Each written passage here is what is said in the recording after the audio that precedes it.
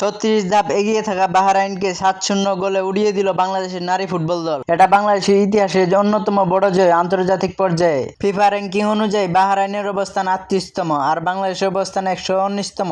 র্যাঙ্কিংয়ে এত বড় পার্থক্য, কিন্তু মাঠে দেখা গেল একেবারে ভিন্ন চিত্র। শুরু থেকে আক্রমণাত্মক ভাগে খেলছে লাল সবুজের মেয়েরা, একটার পর একটা গোল করে হতবাক করে দিয়েছে বাহরাইনকে। চলো জেনে নেই কারা কারা গোল করেছেন। ম্যাচের 10 মিনিটে প্রথম গোল করলেন শামসুন নাহার জুনিয়র। 16 মিনিটে গোল করেছেন রুকমা চাকমা। 40 মিনিটে কৃতি কৃষক একটি দুর্দান্ত হেড দিয়ে করেন তৃতীয় গোল। প্রথমার্ধে অতিরিক্ত 4 মিনিট সময়ে তায়ারা খাতুন করে ফেলেন জোড়া গোল। 60 মিনিটে আত্মঘাতী গোল করেন বাহরাইনের রাউনা আল আলী, আর এতেই বাংলাদেশ 6-0 এগিয়ে যায়। 80 মিনিটে সপ্তম গোলটি করেন সাবিনা খাতুন। এই পারফরমেন্স প্রমাণ করে বাংলাদেশের মেয়েরা আর পিছিয়ে নেই। তারা আন্তর্জাতিক মঞ্চে নিজেদেরকে জায়গা করে নিতে প্রস্তুত। আজ শুধু একটি ম্যাচ নয়, এটা ছিল আত্মবিশ্বাস ফিরে পাওয়ার লড়াই, একটি জাতির গর্বের গল্প।